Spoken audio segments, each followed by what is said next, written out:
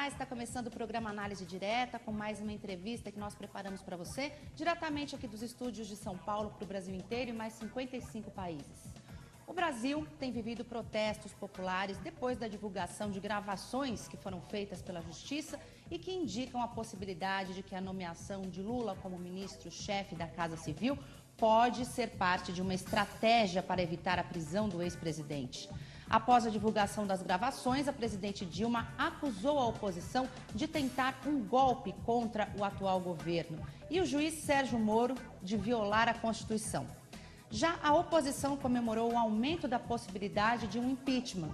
Hoje nós vamos conversar com o doutor e mestre em Direito do Estado pela PUC São Paulo, membro da Associação Brasileira de Constitucionalistas e Democratas, membro da Academia Brasileira de Direito Eleitoral e político, advogado atuante na área de Direito Público, doutor Carlos Gonçalves Júnior. Tudo bom? Tudo bom. Bem-vindo. Prazer é nosso. Bom, a semana passada foi uma semana bem conturbada, né? Exatamente, né? Tivemos acontecimentos quase todos os dias, ficou até difícil da gente acompanhar, dada a celeridade dos fatos. Verdade. As coisas mudavam, assim, as informações vinham a cada minuto, né? Exatamente.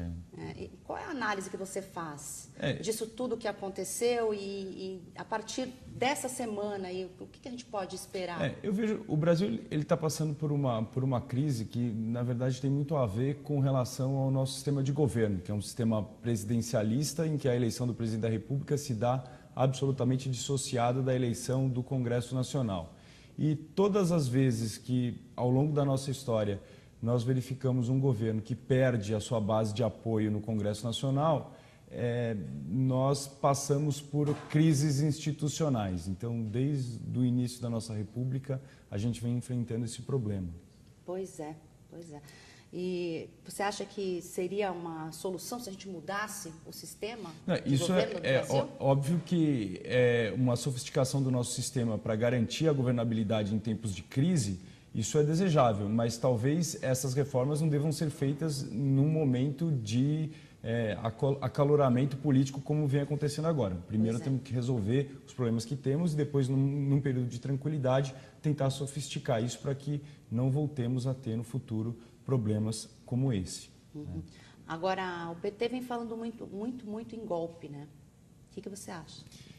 Porque, na verdade, é o impeachment que se pede, né? O impeachment ele é um instrumento constitucional próprio do presidencialismo, mas nós temos que lembrar que esse remédio constitucional ele é um remédio que deve ser utilizado apenas em situações de extrema necessidade. Não é um remédio ordinário, não é uma medida que nós devemos utilizá-lo como forma simplesmente de renovar um governo que não esteja nos agradando. Então, ela não é uma medida de recall, não é uma medida de renovação do mandato, mas ela é uma medida de proteção do Estado contra alguma patologia, algum funcionamento que coloque em risco a nossa vida institucional.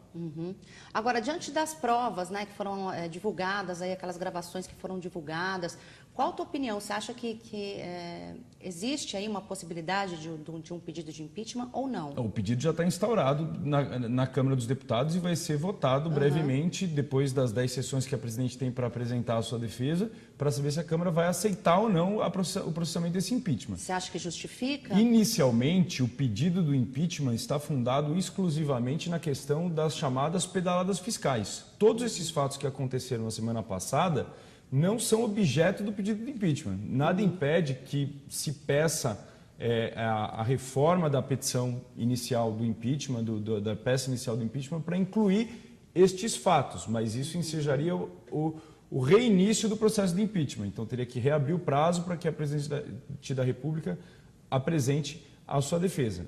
Permanecendo a ordem das coisas do jeito como está, ela deverá ser julgada, se a Câmara autorizar, pelo Senado Federal, pelas pedaladas fiscais. E esses fatos que aconteceram na semana passada, como de fato são irrelevantes para a verificação de um crime de responsabilidade.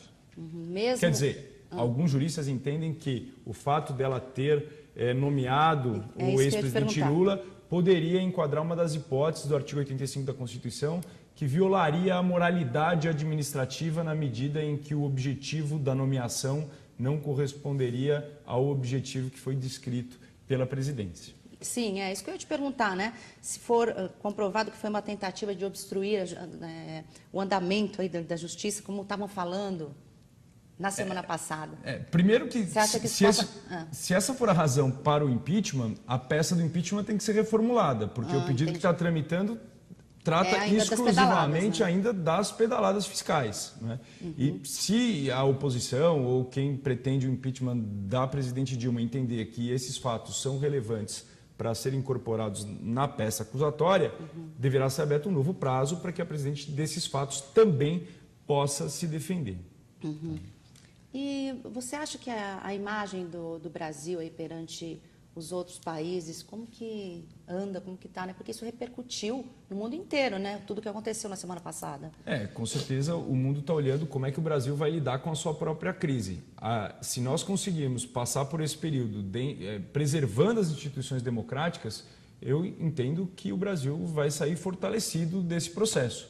Agora, se rompermos as instituições democráticas e de fato acontecer um golpe, seja de manutenção ilegitimamente a manutenção da presidente no poder ou a retirada dela sem a observância dos procedimentos legais e institucionais, aí sim o Brasil vai ter a sua imagem abalada e caberá até repreensão das cortes internacionais que o Brasil é signatário e se submete ao respeito de tratados para a manutenção da democracia.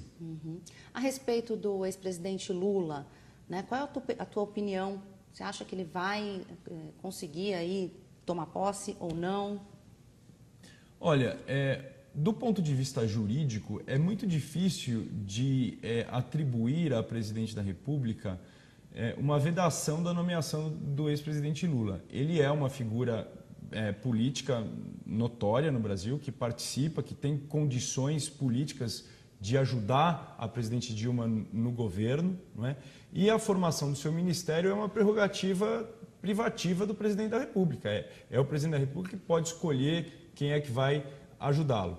Porém, do ponto de vista político, ela acabou trazendo para o Palácio do Planalto uma pessoa que está inequivocamente envolvida, né, ainda que não tenha sido comprovado, mas está envolvida com episódios de contribuição. Então, politicamente, isso não contribui, seja com o julgamento do impeachment, seja com a manutenção do seu governo. Mas, do ponto de vista jurídico, o Supremo Tribunal Federal se manifestou na semana passada, anulando este ato, mas, no meu compreender, é muito difícil da gente conseguir configurar este ato de nomeação de um ministro como um ato fraudulento, né? Até mesmo porque a nomeação dele como ministro enseja a mudança do foro para o Supremo Tribunal Federal. E eu não posso admitir, eu não admito a hipótese e a classe jurídica, de uma maneira, não pode entender que o Supremo Tribunal Federal possa ser condescendente com crimes, ou seja, mais condescendente do que um juiz de primeira instância. Eu espero, e o Supremo Tribunal Federal tem se portado dessa forma, um rigor do Supremo Tribunal Federal ao julgar pessoas com foro privilegiado. Mas foi uma tentativa de manipular aí, né? Você não acha? Pode até ter tido a nesse consequência momento, de, exato, pode ter tido a consequência de, mas é muito difícil da gente isolar este ato e dizer que ele teve como finalidade exclusiva a alteração do seu foro. É claro que a gravação que foi interceptada entre a presidente e o ex-presidente nos permite uma interpretação nesse sentido. Mas sim, mesmo tendo esse objetivo, não se pode negar que ela queira ter nomeado para que ele, de fato, viesse a integrar a sua equipe de governo, né? Se essa decisão é politicamente inteligente ou não, caberá, né, ao povo brasileiro julgar a presidente pelo ato que está praticando. Mas na gravação dá para ouvir claramente, né, que a presidente fala para o ex-presidente Lula que estava mandando lá o termo para ele de posse, para ele assinar caso a polícia fosse lá e ela não fala isso, né? Ela alega, dá para entender, né? Poderíamos fazer essa interpretação, como também poderíamos fazer a outra interpretação, né? E tratando-se da presidente da República, eu vejo que nós estamos dando muita relevância para um fato que não é tão relevante, porque o processo de impeachment está em marcha. A presidente da República muito provavelmente será submetida a um julgamento do Senado Federal por crime de responsabilidade. Esse julgamento por crime de responsabilidade ele tem uma natureza política.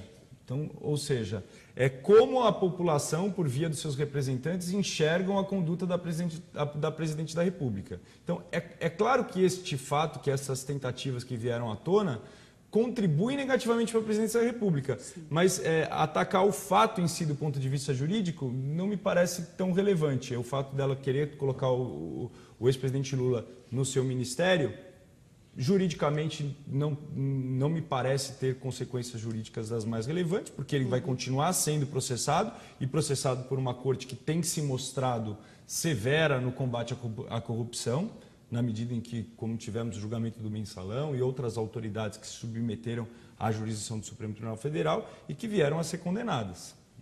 Então, eu não vejo esse expediente como um expediente que tenha o condão de salvar o presidente Lula de um processo judicial. Você acha que, como foi a conduta do juiz Moro, levando a público, né, todas essas gravações, tudo, qual a sua opinião? Eu não consegui entender a motivação do juiz do levantamento do sigilo. O juiz maneja um processo penal que tem como objetivo analisar fatos que vão chegar à conclusão se determinadas pessoas praticaram ou não crimes, certo? E para isso ele se utilizou do expediente de interceptações telefônicas, que estavam em curso.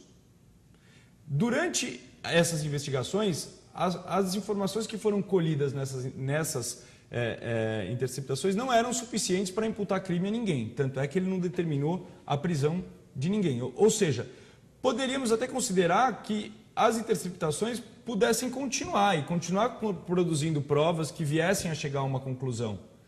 O fato de ele ter determinado o levantamento do sigilo dessas provas não tem nenhum objetivo em encontro do objetivo do processo. De fato, trouxe um tumulto político, trouxe um mexer nos ânimos, né, da nação brasileira pelo conteúdo dessas gravações, mas em nada contribuíram para o andamento do processo investigatório. Então, em princípio, eu penso que ele não teria uma motivação. Ele, como juiz, não tem a incumbência de influenciar na política nacional. E só poderia levantar o sigilo dessas informações se as provas, se a dilação probatória já tivesse sido encerrada e no momento que fosse oportuno de fazê-lo. Tá? Mas, de qualquer modo, eu não vejo a conduta do juiz Moro como uma conduta criminosa, como alguns estão imputando. Foi uma questão da interpretação que ele deu à legislação penal, de que ele estaria autorizado naquele momento a divulgar as informações. Né? Então, embora possa discordar da conduta do juiz, eu não acredito que esta conduta possa ser qualificada como uma conduta exclusivamente dolosa dele para trazer algum prejuízo. Ela tem uma justificativa com a qual eu não concordo, mas ela foi juridicamente motivada. Ok. Eu vou fazer uma pausa agora para o intervalo, okay, mas a gente volta já já. Não saia daí.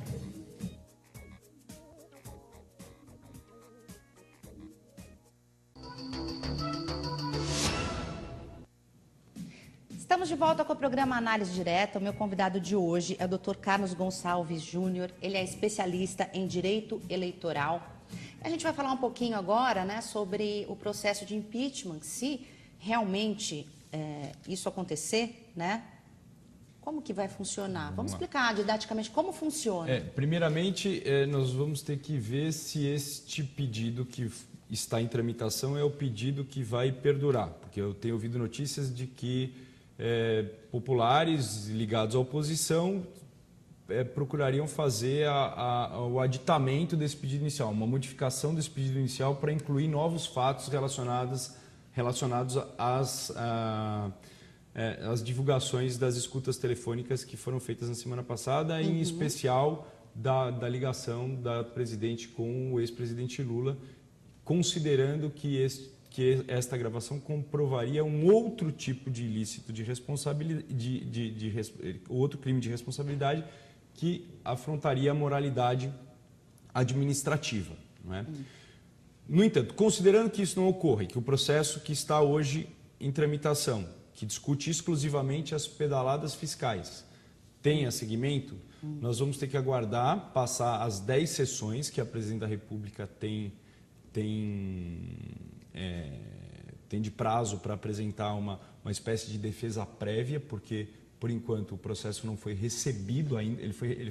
A petição foi recebida, mas o processo não foi instaurado perante o Congresso Nacional. Né? A nossa Constituição garante que a Presidente continue no cargo até que a Câmara dos Deputados aprecie se o processo deve tramitar ou não. Então, depois dessas 10 sessões, a Comissão Especial vai elaborar um parecer. Esse parecer, pela própria natureza de parecer, não é uma peça conclusiva. Ele vai dar um indicativo se a comissão entende que o impeachment deve continuar ou deve ser interrompido já naquele momento, e vai levar este parecer à apreciação do plenário da Câmara dos Deputados. Se 2/3 da Câmara dos Deputados votarem pela continuidade do processo do impeachment, o processo é remetido para o Senado Federal. Okay? Na tramitação do impeachment que foi dado na época do presidente Collor, o entendimento que o Supremo Tribunal Federal havia dado naquela oportunidade era que, uma vez recebido pela Câmara e encaminhado ao Senado, quando chegasse no Senado, de maneira automática, o presidente da República deveria ser afastado das suas funções pelo prazo de 180 dias. Certo? No entanto, desta vez, ao julgar um mandado de segurança, o Supremo Tribunal Federal mudou o seu entendimento e passou a entender que o afastamento da Presidente da República só se dará depois do Senado receber o processo também por 2/3 dos seus membros. Então, veja, para que a Presidente seja afastada, com a tramitação que foi aprovada e que está em vigor atualmente pelo Senado, pelo Supremo Tribunal Federal, ela vai passar na comissão processante um parecer. Esse parecer vai ser aprovado ou rejeitado, e se a Câmara, por 2/3, entender que o processo de impeachment deve perdurar, vai ao Senado, e no Senado também passará por uma votação de admissibilidade do processo de impeachment.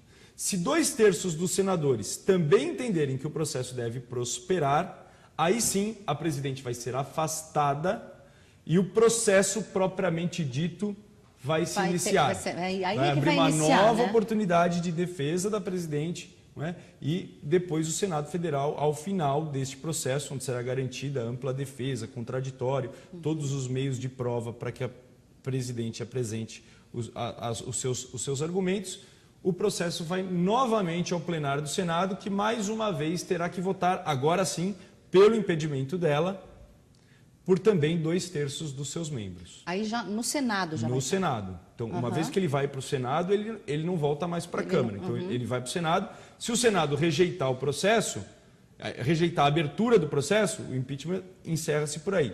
Se ele entender que o processo deve prosseguir, vai abrir novo prazo para a Presidente da República apresentar novas defesas, apresentar os seus argumentos com ampla defesa, contraditório, e, ao final, uma segunda votação no Senado, agora definitiva. Acontece que depois da primeira votação até a segunda votação, a Presidente fica suspensa das suas atribuições como Presidente da República. Essa primeira fase que você falou, né, da admissibilidade. Isso. Falei certo, né? Certo. Do processo de impeachment. Quanto tempo, mais ou menos, vai durar isso, né? Vai passar pela Câmara, depois para o Senado. Vai depender um pouco do ritmo dos trabalhos do Congresso Nacional, né? Obrigatoriamente, essas 10 sessões, deve dar mais ou menos umas 2 ou 3 semanas da Câmara dos Deputados e vai ao Senado. No Senado, o processo de admissibilidade não vai ter de novo abertura de prazo para a Presidente. Ele deve apreciar o processo nos termos em que veio da Câmara dos Deputados. Então, a primeira votação do Senado deve ser imediata. O presidente do Senado deve colocar em plenário, assim que receber, para decidir se vai afastar ou não a Presidente da República do cargo e instaurar o procedimento de impedimento. Teremos aí, então, mais ou menos umas 3 semanas. Se tudo correr tranquilamente, não houver nenhuma espécie de recurso, nenhuma espécie de embaraço, eu acredito que em um mês nós teríamos já o julgamento do Senado. E a partir daí? O primeiro julgamento do Senado, não é julgamento não, a apreciação da recepção do processo no Senado. Aí, a partir daí, a presidente pode ser afastada.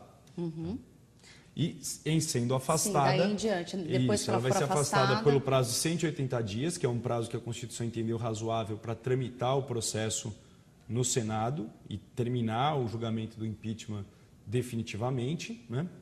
E neste período deverá assumir o vice-presidente da República, porque no processo do impeachment não se questiona condutas exclusivas da presidente da República e não do seu vice, diferentemente do que se discute no processo que está em tramitação perante o Tribunal Superior Eleitoral, que se discute os atos que foram praticados durante a candidatura. E aí, nesse caso, está implicada tanto a presidente quanto o seu vice, ou seja, a chapa toda.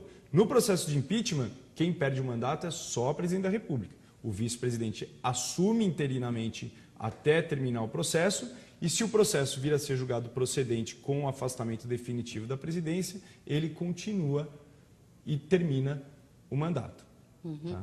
Agora, quando houve o impeachment do ex-presidente Collor, aí nesse meio tempo aí que ele foi afastado, né? Não chegou, porque no caso do presidente Collor, quando a Câmara aprovou o processo e encaminhou ao Senado, nesse meio tempo de trânsito do processo da Câmara ao Senado, o presidente renunciou.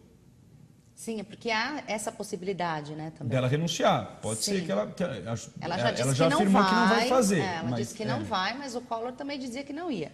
Também dizia que não ia. E ele renunciou. Mas acontece que já há o precedente do Collor, porque o Collor renunciou na esperança de interromper o prosseguimento do processo e que ele não viesse a ser condenado pela suspensão dos direitos políticos. Ele ia ficar com um tempo sem poder se candidatar a nada, sem poder ser eleito. Quando o Collor renunciou, ele acreditava que com a renúncia o processo fosse extinto e ele não seria condenado pela suspensão dos direitos políticos.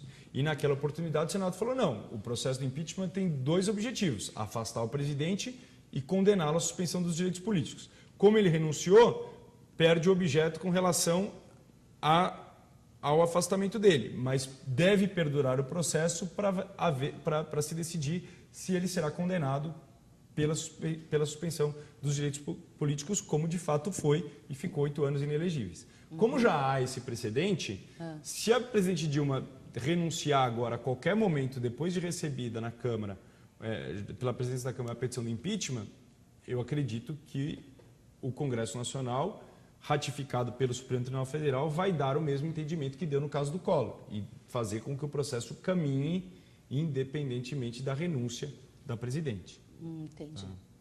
Vamos fazer mais uma pausa para o intervalo, mas a gente volta já para você entender aí como que vai funcionar esse processo de impeachment, se ele vai ocorrer mesmo. Até já.